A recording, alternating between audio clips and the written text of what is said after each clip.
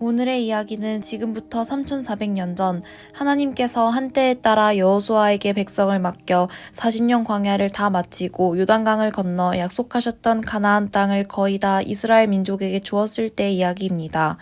정복전쟁이 끝날 때에 여호수아도 나이 많아 늙어 죽을 때가 되었고 온 백성들의 대표자들과 백성 장로들을 불러 모아놓고 우리 하나님께서 어떻게 우리 민족을 불러내셨고 섭리해 오셨고 이 먼 기나긴 여정을 인도해 오셨는지에 대한 민족적인 간증을 하게 됩니다.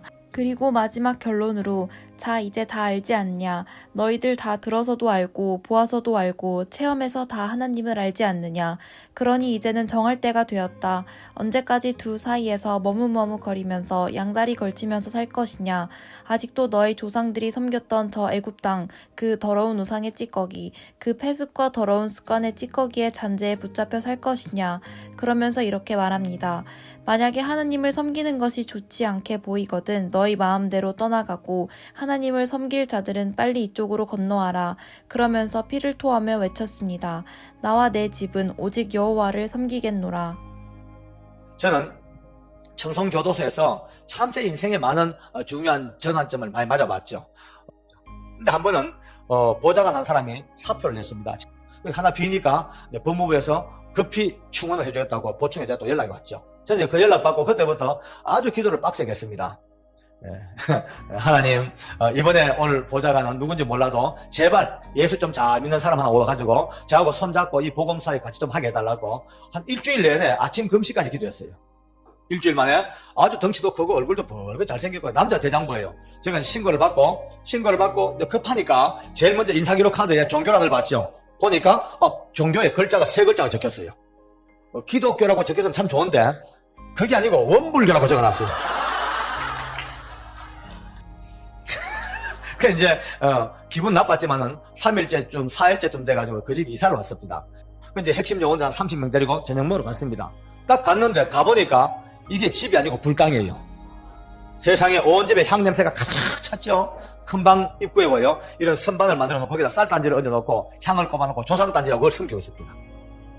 그 이제 식사기도 합니다. 감사기도 하다가 기도 끝에 슬슬 속이 상해요.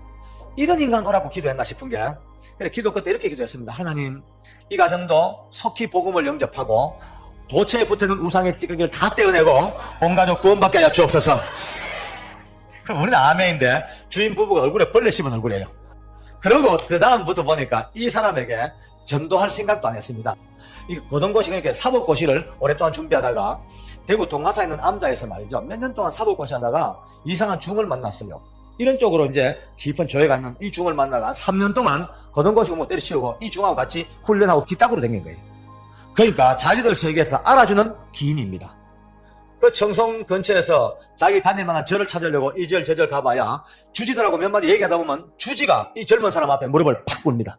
그만큼 기가 강해요. 같은 근무자로 데리고 근무는 하지만 단 한 번도 그를 위하여 교회 가자 말해본 적이 없죠. 단 한 번도 그를 위해서 중보기도 해본 적이 없습니다.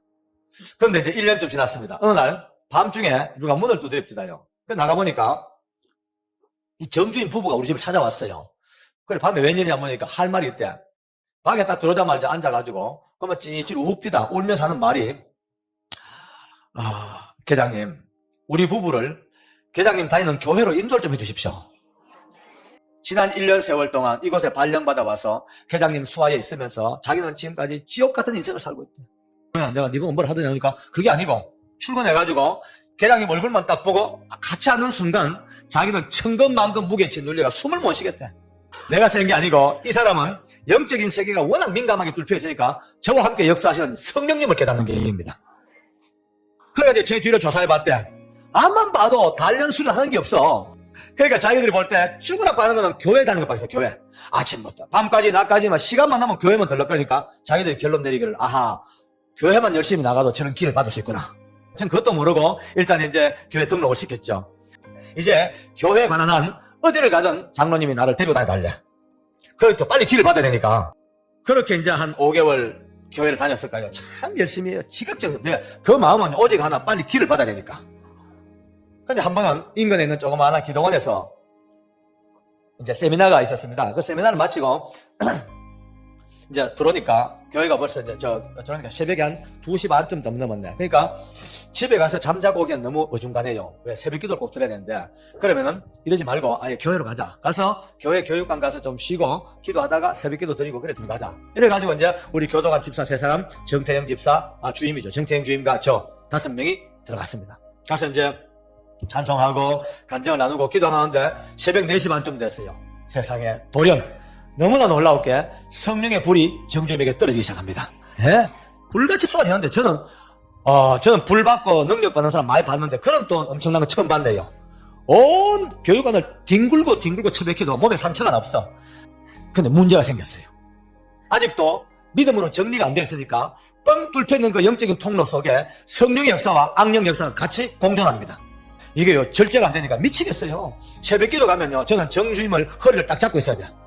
이거 놓으면 큰일 납니다. 처음에는요, 나한테만은 기도하다 말고, 아이고, 이래서 없대다. 그냥 왜? 이러니까 눈을 이래 뜨고, 저 앞에 안수집 산 사람이 기도하고 있는데요. 이래요, 저보고. 장로님, 저기 안수집 사놨고요. 저 술 처먹고 다 바람 피고 다 합니다, 이거. 그러니까, 집사님, 장로님, 권사님하고 보이만 하면 네가 막 욕을 해. 다 도망가봐. 하나님께서 사람의 허물과 죄를 보여주는 거는 그 사람 뭐 욕하라 하는 게 아니고 그 사람을 위해서 불쌍히 여기고 기도하라고 나한테 보여주는 거지. 제발 입 좀 다물어라. 그런데 한 가지 참 희한한 게 이 놀라운 능력을 받고 보니까요. 은사를 받고 능력 받으니까 제일 먼저 오는 현상이 교만입니다. 얼마나 교만한지 모릅니다. 눈빛이요. 세계에서 자기 최고요. 눈빛은 벌써 내가 당신보다 낫어. 당신 하수요. 이런 눈빛이에요. 아무리 큰 은사와 능력을 받아도 우리의 본질은 질그릇입니다. 너희 예수 그리스도를 아는 이 보배로운 지식을 너희의 질그릇에 담았다라고 성경에서 말하고 있습니다. 이 질그릇은 예뻐 보여도 조금만 세게 떨어뜨리면 금이 가버립니다. 아무리 큰 능력과 은혜를 받아도 그것은 하나의 외형일 뿐이며 진짜 우리의 본질은 전부 질그릇입니다. 그렇기 때문에 은혜 받고 능력과 은사를 받아 남달리 큰 직분을 받은 사람은 더 많은 일을 감당할 수 있을 때에 가장 낮은 골짜기를 기어가야 합니다. 그런 사람만이 하나님이 기뻐하시는 일에 쓰일 수가 있습니다. 하루는 우리 청송교도소에 한과장이라는 사람이 있습니다. 한과장. 이 사람은 4대째 믿는 집에 아주 믿음의 아주 가문에 태어났고 또 신학까지 했고 거기다가 얼마나 머리가 명석한지 성경 박사입니다. 모르는 게 없습니다. 성경을요 조리조리 다 빼고 앉아 박사인데 한 가지 특징이 믿음이 없습니다. 예수 믿는 사람하고 논쟁해가지고 믿음 생활에서 거꾸로 떨어지는 게 1등입니다. 어느 날 한 유다 과장하고 정주임하고 저하고 셋이 커피를 먹는 때가 있었습니다. 근데 그날따라 아무리 지가 한 과장 한 유다라 해도 이 정태영 주임의 어마어마한 능력을 대충 들어서 아니까 약간 눈빛이 좀 캥기는 눈빛은 틀림없어요. 약간 떨떠름한 눈빛이요. 근데 그날따라 정주임이 좀 태도가 이상합니다. 커피를요 한 모금 먹고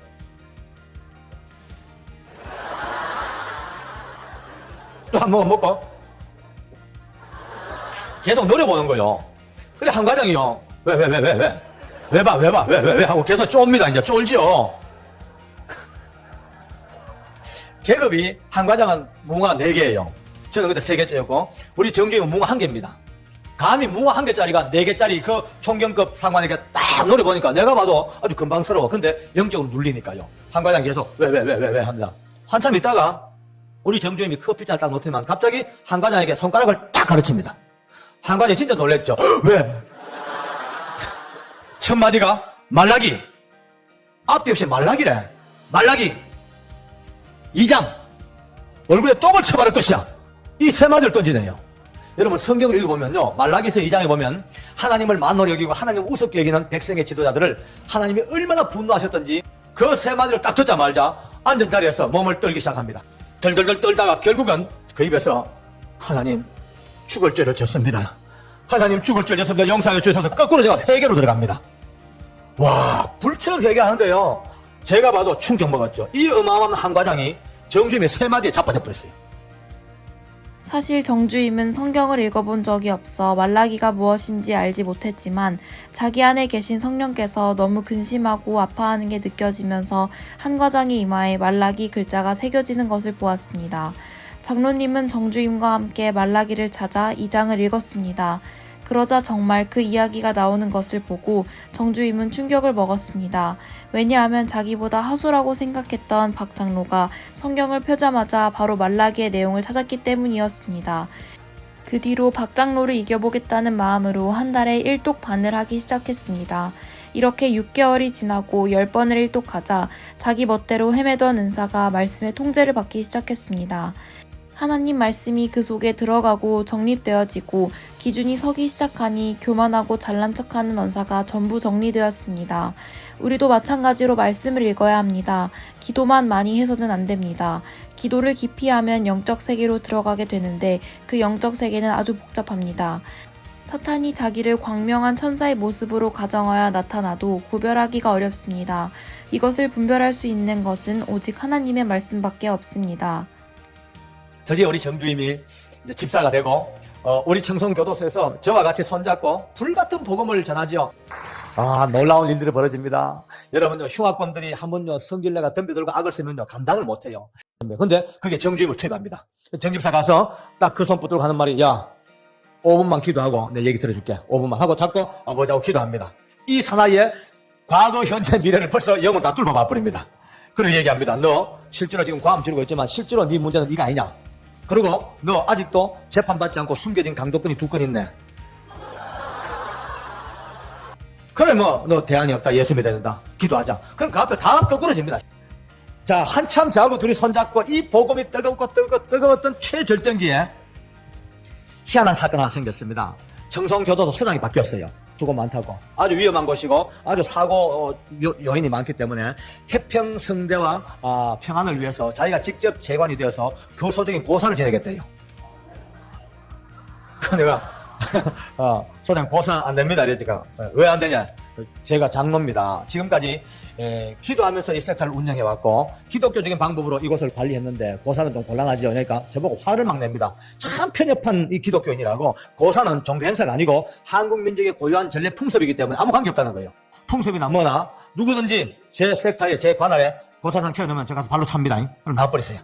그 다음날 아침에 소장이 저를 부르더니만은 어제 말했던 고사 때는 없는 걸로 하겠다. 그러고 2달 넘어갑니다. 아무 일 없이. 그리고 서울에 무슨 일이 하나 있어가지고 출장 가야 되는데 저를 보내요. 출장을. 알고 보니까 저를 보내놓고 고사 지내려고 작전 짰어요.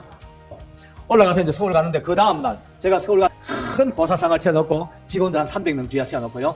충문 일정 이제 가지고 이제 유세차 모년 모의하고 이제 충문 읽는데 갑자기 바로 앞에 있는 그 건물 옥상에서 누가 병력같이 고함을 지릅니다. 사탄아 물러가라!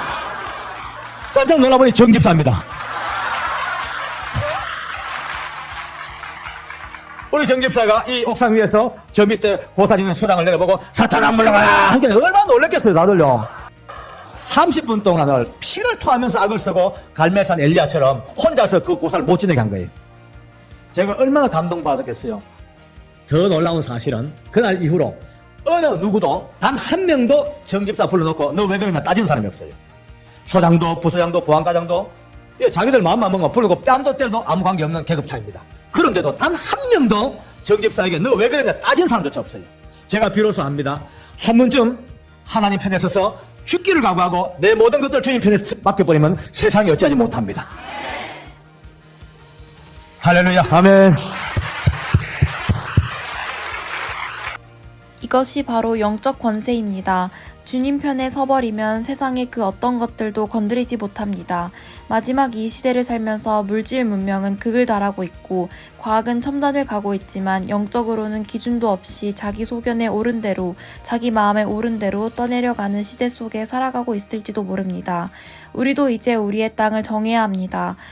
이스라엘 백성들에게 민족적으로 어마어마한 큰 강과 물을 마른 땅처럼 걷는 사건이 2번 나옵니다. 첫 번째 이스라엘 백성들이 모세와 함께 홍해가 갈라지고 마른 땅을 걸어오는 사건이 있고 두 번째 40년 광야를 마치고 여호수아와 함께 요단강 들어갈 때에도 마른 땅을 건너는 사건이 있었습니다.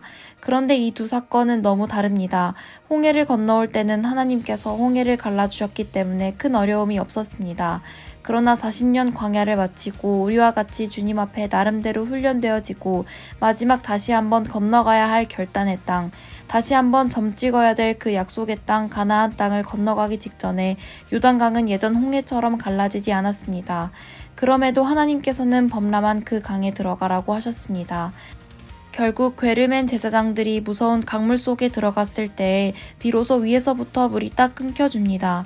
이렇게 하나님 안에 내 생을 걸고 하나님의 약속을 믿고 자신의 모든 것을 던진 자만이 그 강에 들어갑니다. 우리들도 축복이 많은 삶을 살아왔고 하나님께서 우리를 몰고 오셔서 다시 한번 건너야 할 일들 앞에 있습니다. 계산이 아니라 믿음으로 가야 될 강물. 오늘 그 강물 앞에서 우리는 다시 한번 여호수아의 음성을 듣습니다. 위대한 하나님의 음성을 듣습니다. 오늘 이 시대 여호수아처럼 하나님께서 우리 마음에 은혜를 주셔서 나와 내 집은 오직 예수만 섬기겠습니다. 내 모든 생애를 주님 앞에 걸겠습니다. 마음먹은 자만이 그 강물에 들어갑니다. 그 순간 우리가 갖고 있는 앞으로 이 많은 일들, 엄청난 이 많은 프로젝트가 다 열려서 시온의 대로로 연결되어지는 형통의 길로 온 세상에 복음의 빛을 비추는 역사가 일어나기를 바랍니다.